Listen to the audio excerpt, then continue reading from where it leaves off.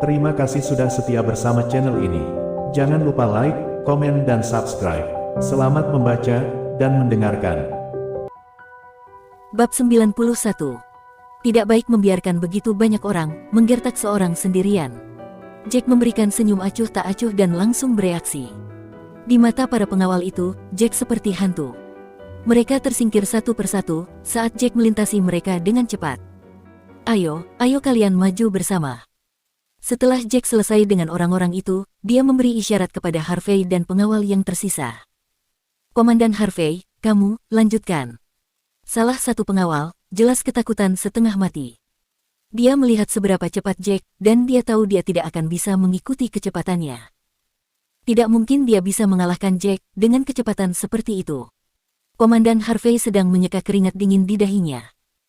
Dia sendiri adalah petarung yang luar biasa, dia tidak punya masalah melawan 400 hingga 500 orang sendirian. Namun, dia kewalahan dengan kecepatan Jack, dia merasa tidak akan pernah bisa mencapai standar itu. Ada apa? Bukankah seharusnya Anda memberi contoh, Komandan? Jack mencibir saat matanya terkunci pada Harvey. Kamu cukup galak barusan, bukan?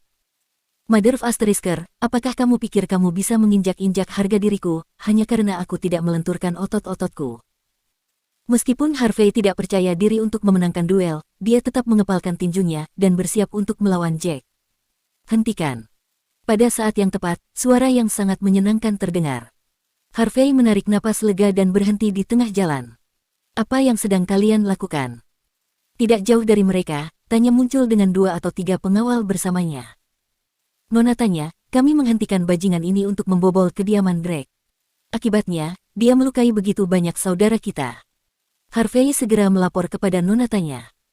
Nona tanya, anak ini membual dia adalah pengawalmu, dengan gaji bulanan sebesar $20 juta.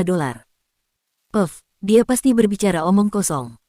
Pria lain bangkit dari tanah, dan menatap Jack dengan getir. Nona tanya ada di sini, mari kita lihat, omong kosong apa yang bisa Anda tarik untuk menyelamatkan wajahmu. Jack memandang pria itu dengan seringai di wajahnya, sama sekali tidak peduli. Nona tanya tampak cukup gelisah. Setelah beberapa saat, dia memaksakan senyum masam di wajahnya. Jack, aku benar-benar minta maaf. Aku punya banyak hal yang harus dilakukan setelah kembali kemarin, sehingga aku lupa memberitahu penjaga gerbang. Mereka tidak tahu, kamu akan datang pagi ini. Jadi, tolong jangan diambil hati, tentang kejadian pagi ini. Pengawal itu terbelalak kaget, setelah mendengar pernyataan Nona tanya. Mereka tidak bisa mempercayai telinga mereka. Sepertinya, Jack memang salah satu dari mereka. Terlebih lagi, Nona tanya jelas mengenalnya dengan baik, dan juga menyuruhnya untuk tidak menyimpan dendam kepada mereka. Mengapa Nona tanya berbicara dengannya dengan begitu sopan? Tidak apa-apa, persahabatan akan tumbuh dengan kuat, akibat dari pertukaran pukulan. Hal itu cukup bagus, karena aku bisa melihat kekuatan para pengawalmu, dan tahu seberapa besar kemampuan mereka. Jack melambaikan tangannya dengan acuh tak acuh. Jadi, apa pendapatmu tentang mereka? Tidak buruk, kan? Tanya cukup percaya diri dengan kemampuan para pengawalnya. Namun, wajah Jack menunjukkan dia tidak berpikiran sama. Mereka hanya sedikit lebih baik daripada orang biasa.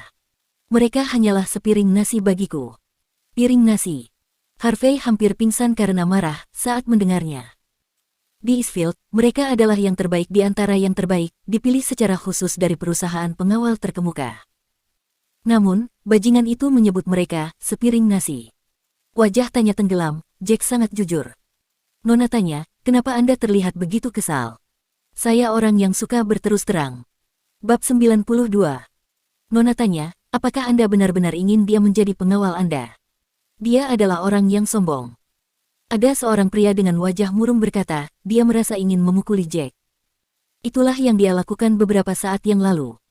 Sayangnya, sebelum dia bisa mendekati Jack, dia dikirim terbang dengan tendangan. Dia adalah pengawal yang kupekerjakan kemarin, namanya Jack White.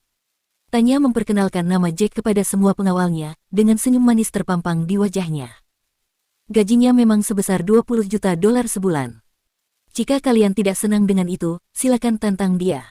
Pada titik ini, Tanya tersenyum pada Jack. Tuan Jack, aku yakin kamu tidak keberatan ditantang, jika kamu pikir mereka hanyalah sepiring nasi. Tentu saja, aku akan meladeni siapapun yang ingin beradu pukulan denganku. Jack menjawab dengan tenang. Mother of Asterisker, tunjukkan padaku semua kemampuanmu. Aku akan menantangmu hari ini. Harvey semakin kesal, semakin dia memikirkannya. Dia belum pernah disebut sepiring nasi sepanjang hidupnya. Dia tidak pernah diremehkan sedemikian rupa sebelumnya. Jadi, memang benar dia mendapat gaji bulanan sebesar 20 juta dolar. Komandan Harvey, ayolah. Mari kita lihat, apakah bajingan ini sepadan dengan harganya. Para pengawal itu pulih dari keterkejutan mereka setelah mendengar penghasilan Jack. Mereka mendesis dengan gigi terkatup saat kebencian menyelimuti mereka. Wah, jangan menuduhku menggertakmu. Aku paling pandai melempar pisau. Setelah pertimbangan yang cermat, Harvey mengeluarkan beberapa pisau dan mengejek Jack. Benar, Komandan Harvey, orang ini cepat dan kuat. Aku yakin itu akan berhasil jika kamu melempar pisaumu. Seorang pengawal berkata dengan segera. Dia tahu seberapa cepat dan akurat Komandan Harvey dalam melempar pisau. Dia sangat yakin, Jack tidak akan memiliki kesempatan untuk mendekati Harvey. Yah, bisa dikatakan, jika kamu pandai melempar pisau, berarti aku pandai menangkap pisau. Jack menjawab dengan santai. Sudut mulut Harvey berkedut saat mendengar komentar Jack. Pemuda ini masih punya mood untuk membuat lelucon tentang hal itu. Harvey menyipitkan matanya sedikit saat dia mengarahkan pisaunya.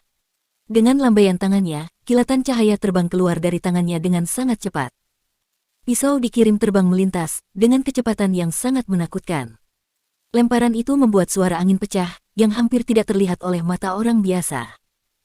Namun, di detik berikutnya, Jack mengulurkan telapak tangannya dan berhenti di udara. Pisau terbang itu terjepit di antara jari telunjuk dan jari tengahnya. Tidak mungkin, bagaimana dia bisa menghentikannya. Itu sangat cepat.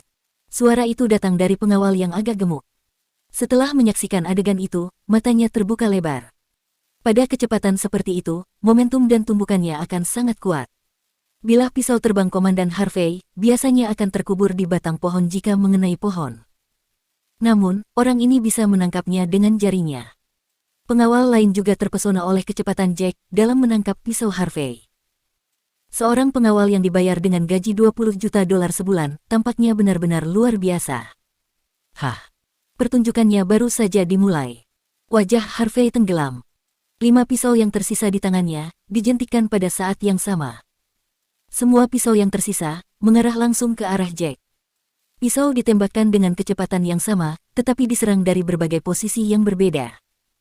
Aku ingin melihat bagaimana kamu bisa menjatuhkan begitu banyak pisau terbang sekaligus. Harvey mengejek Jack di dalam hatinya. Dia telah menyempurnakan seni melempar pisaunya. Dia yakin Jack tidak akan bisa menangkap pisaunya. Namun, kerugian dari melempar begitu banyak pisau pada saat yang sama adalah kekuatan serangannya akan melemah. Selain itu, akan sulit untuk membidik sasaran. Jika target terlalu jauh, sulit bagi kelima pisau untuk mengenai target secara tepat. Bab 93. Untungnya, Jack tidak terlalu jauh dari Harvey, hanya sekitar beberapa meter jauhnya. Harvey memiliki kemungkinan lebih tinggi untuk mencapai targetnya dengan tepat. Jack langsung bereaksi.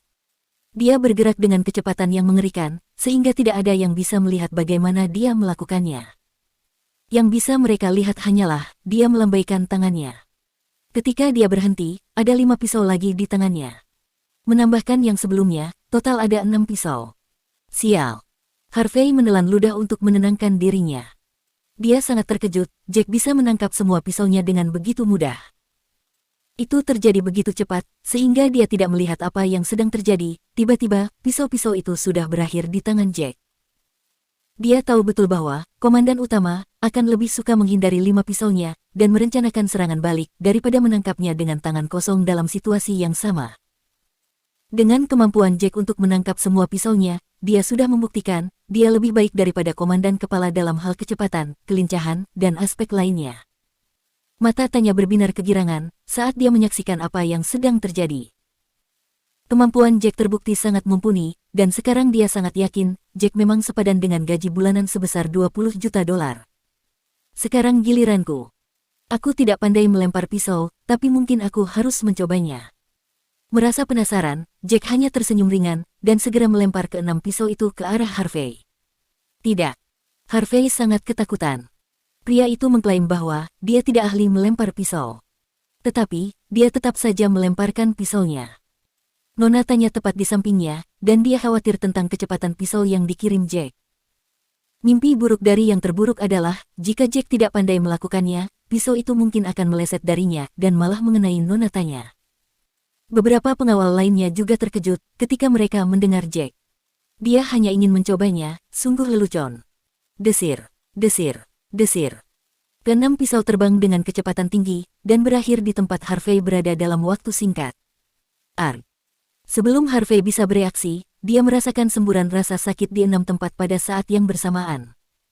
Kekuatan yang kuat meledakkannya ke udara. Dia terlihat batuk seteguk darah. Ini sudah berakhir. Aku sudah mati, pisau tertancap di hatiku. Harvey berbaring di tanah dalam kesusahan.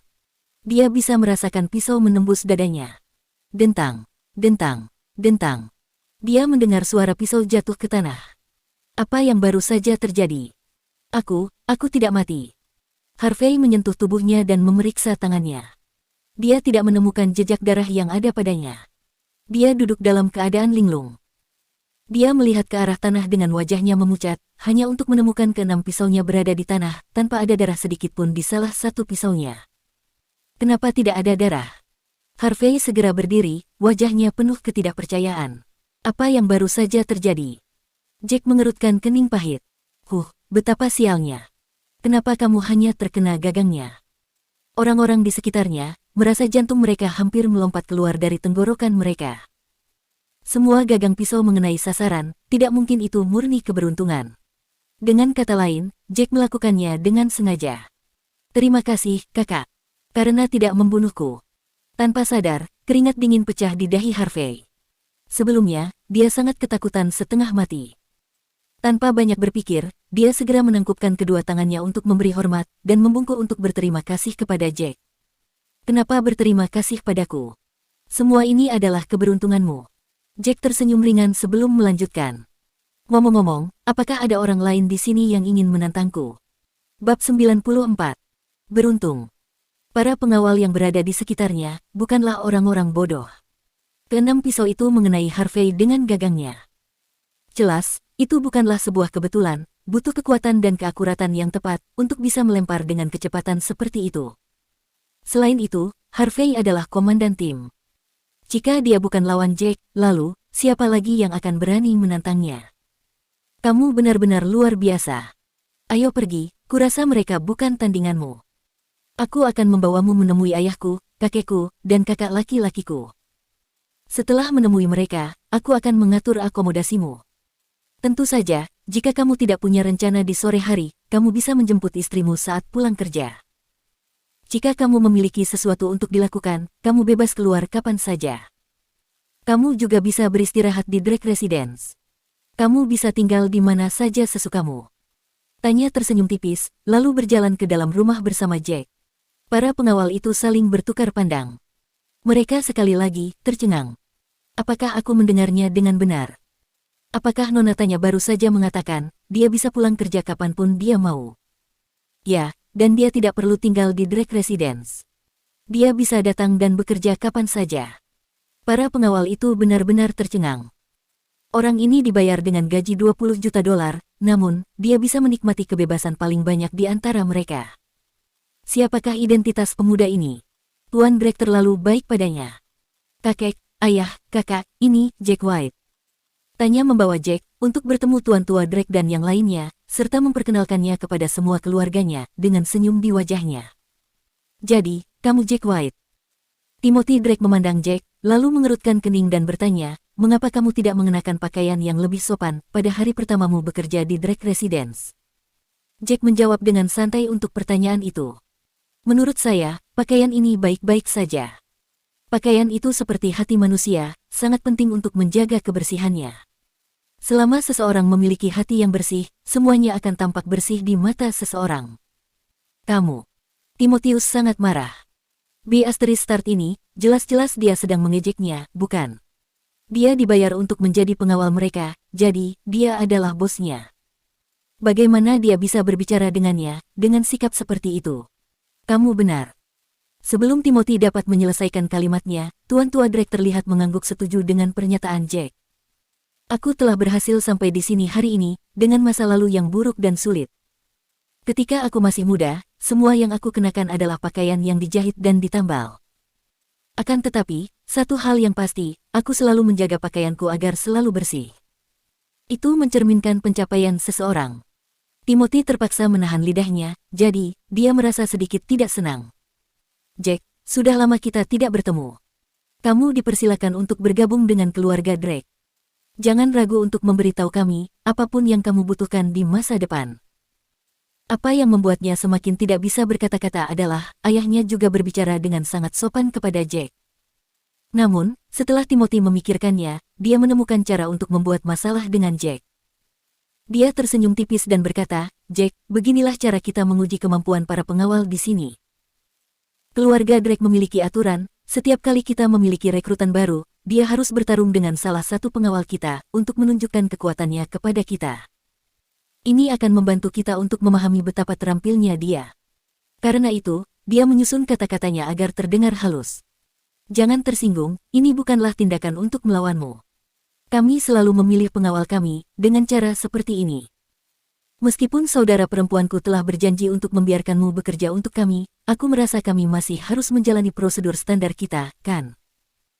Jika aku tidak melakukannya, aku khawatir beberapa pengawal tidak akan bisa diyakinkan setelah mengetahui seberapa besar gajimu. Jack menjadi linglung sejenak sebelum menjawab dengan acuh tak acuh. Bawa saja siapapun yang masih belum yakin. Karena ini adalah aturan keluarga Drake, maka aku harus mengikuti aturannya. Timothy merasa sangat senang karena Jack menyetujui sarannya dengan mudah. Itu sangat bagus, aku akan pergi dan meminta seseorang untuk bertarung denganmu. Bagaimana dengan itu? Jack mengangguk, berbalik, dan berjalan menuju pintu. James akan mengatakan sesuatu tentang perilaku kasar putranya. Dia telah mengingatkan putranya berulang kali bahwa Jack memiliki status yang cukup tinggi. Dia adalah teman baik Dewi Perang. Dengan menyenangkan Jack, berarti mereka telah menyenangkan Dewi Perang. Bab 95. Sebenarnya, dia juga penasaran dengan kemampuan Jack. Jack dibayar dengan gaji sebesar $20 juta sebulan, akan membuatnya frustasi jika dia tidak sepadan dengan harganya. Selain itu, dia tidak perlu repot-repot melarangnya, karena Jack sudah menyetujuinya. Begitu Timothy meninggalkan ruangan, dia melihat Harvey yang berjalan ke depan dengan beberapa pengawal. Hatinya berdebar-debar karena begitu senang, karena dia sudah tahu dengan pasti, Harvey adalah seseorang yang sangat kuat dan yang terkuat di antara para komandan. Dia segera melambaikan tangannya dan berteriak, Harvey, datang dan cobalah bertarung dengan pengawal baru ini. Tidak perlu pertarungan yang serius, mari kita anggap sebagai uji kekuatan saja. Bagaimanapun, kita adalah keluarga, dan tidak boleh ada yang disakiti.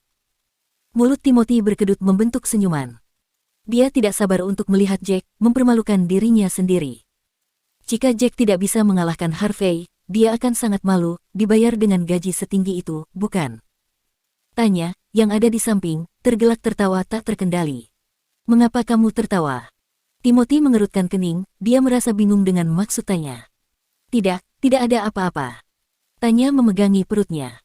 Pada saat yang sama, Harvey dan pengawal lainnya berbalik.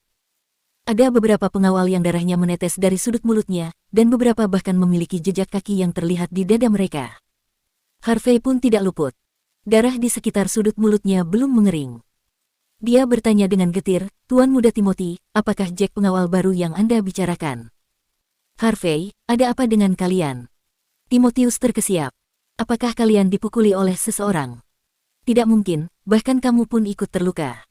Siapa bajingan itu? Harvey, siapa yang melakukan ini padamu? James juga terkejut. Siapa yang begitu berani memukuli mereka semua, di bawah sinar matahari di siang bolong? Tuan Muda Timothy, itu adalah pengawal baru. Kami baru saja salah paham, karena kami tidak tahu dia dipekerjakan sebagai pengawal oleh nonatanya. Jadi, orang-orang kami mulai berkelahi dengannya. Dan, inilah hasilnya. Beberapa yang lain telah pergi ke ruang perawatan, karena luka mereka jauh lebih parah daripada kita. Harvey melirik Jack, yang ada di depannya dengan senyum meringis. Ada ketakutan dalam tatapannya.